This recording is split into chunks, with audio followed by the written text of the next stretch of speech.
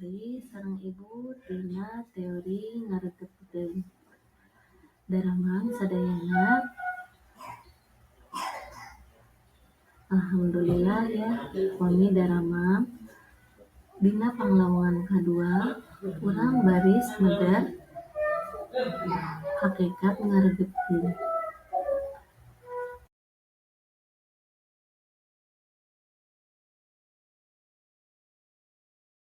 Di dieu urang baris ngabahas ngeunaan wangunan ngaregepkeun numutkeun Purwadarminta dina taun 1884 kaca 841. Anjeunna netelakeun yen ngaregepkeun nyaeta kagiatan ngadangukeun oge merhatikeun naon anu dibaca ku panyateur.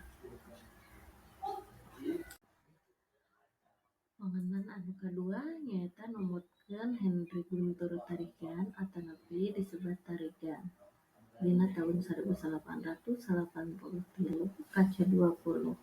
Ngaregepkeun nyaeta ngadengikeun lambang sora pinuh perhatosan oge mahampikeun meunangkeun informasi tina naon anu ditepikeun. Dina dua wangunan eta bisa dicindekeun yen ngaregepkeun teh mangrupa kaparigelan pikeun ngadangukeun lambang-lambang sora nu pinuh perhatosan pikeun paham eusi informasi tina naon anu ditepikeun. Tujuan tina ngaregepkeun kahiji nyaeta pikeun pangaruh, kadua pikeun hiburan, katilu evaluasi, kaopat persuasif, kalima apresiasi, kagenep nepikeun ide-ide, katujuh ngabedakeun sora kekecapan sareng neangan solusi. Di dieu urang baris ngabahas ngeunaan papasingan ngaregepkeun numutkeun Sutari dina taun 1888 kaca 47. Kahiji nyaeta yang ngaregepkeun kritis ya. Kadua nyaeta aya ngaregepkeun konsentratif, katilu aya ngaregepkeun eksploratif, kaopat aya ngaregepkeun introgatif, kalima aya ngaregepkeun selektif. Ya, pami aya patarsan mangga urang diskusi heula ya.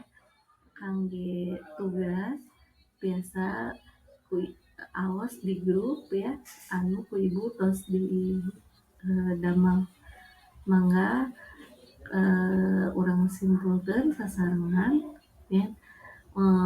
Ngaregepkeun teh nyaeta kaparigelan pikeun meunangkeun informasi ngalewatan sora-sora ya.